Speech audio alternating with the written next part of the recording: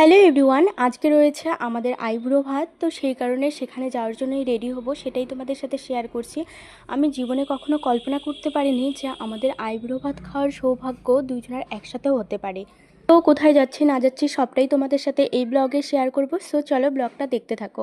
এদিকে দেখো আমি রেডি হয়ে বেরিয়ে পড়েছি। প্রথমে যে কুর্তিটা বের করলাম পরবো জন্য, সেই কুর্তিটা পরতে গিয়ে দেখি গায়ে হচ্ছে না, একটু চাপা চাপা হচ্ছে। এই কারণেই টোটাল আউটফিটটা আমাকে চেঞ্জ করতে হলো। এইদিকে সকাল থেকে কন্টিনিউ ঝড় বৃষ্টি হয়েই যাচ্ছে। এখন এত বেলায় এসে দেখি আকাশটা পরিষ্কার হয়েছে, একটু রোদ উঠেছে। সকাল থেকে এরকম ঝড় বৃষ্টি দেখে ভেবেই যাচ্ছি যে কিভাবে যাব এই ঝড় বৃষ্টির মধ্যে খেতে। যেহেতু নিমন্ত্রণ রয়েছে, দিদির বাজার ঘাট সবকিছু করা হয়েছে। তো দেখো রাস্তায় বেরিয়েছি, যেহেতু চৈত্র সেলের মার্কেট চলছে, মার্কেট প্রচুর ভিড় ছিল। এইদিকে ও আবার গেছে মিষ্টি আনতে, কারণ ওর অভ্যাস যারই বাড়িতে যাক না কেন খালি হাতে কখনোই যেতে পারে না।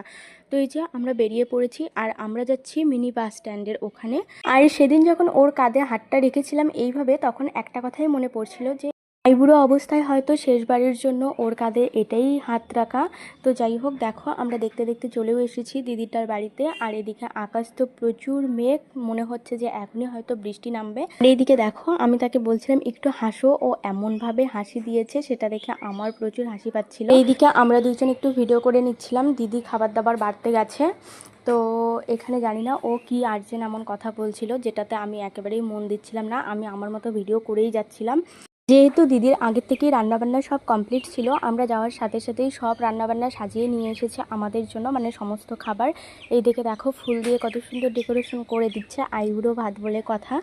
তো মেনুতে কি কি ছিল দেখো তোমরা, সাদা ভাত, পোলাও, তারপর স্যালাড, বেগুন ভাজা, আলু ভাজা, পটল ভাজা, মিষ্টি কুমড়ো ভাজা, ডাল, কাতল কালিয়া, তারপর পাবদা মাছ, মাটন কষা, দই, মিষ্টি, চাটনি, তারপর আইসক্রিম, আরও অনেক কিছু ছিল। আর এদিকে দেখো আইবুড়ো ভাত খেতে এসে দিদি আমাকে শাড়ি উপহার দিয়েছিল একটা। আর এইদিকে তার ভাইয়ের যেহেতু চয়েস বা সাইজ কতটা কি সেটা জানতো না, সেই কারণে তার ভাইয়ের পকেটে দেখো টাকা গুঁজে দিল। তো যাই হোক, সেটা দিয়ে বলল তার ভাইকে যে পছন্দ মতো কোনো একটা কিছু কিনে নিস। আর হ্যাঁ, এত কথার মধ্যে আমি তো তোমাদের দেখাতেই ভুলে গেছি কে আমাদের আইবুড়ো ভাত দিয়েছে। এই যে দিদিকে দেখতে পাচ্ছ, ওই দিদিটাই আমাদের আইবুড়ো ভাত দিয়েছে। তো যাই হোক, এখানে অনেক রকমের যেহেতু মেনু ছিল, আমি বুঝতেই পারছিলাম না কোনটা দিয়ে খাওয়া শুরু করব, তাই ভাজাভুজিগুলোই আগে টেস্ট করে নিলাম।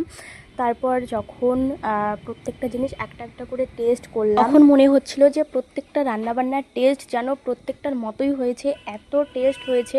মানে বারবার আমরা দুইজন বলাবলি করছিলাম যে অনেকটা পরিমাণ দিয়েছে, তোমরা দেখতেই পাচ্ছ। আমরা কিন্তু মানে এতগুলো খেতে পারিনি, যদিও অনেকটা, মানে অনেকটা না, অল্প অল্প করে প্রতিটা জিনিসই ছেড়েছি বা নষ্ট করেছি। কিন্তু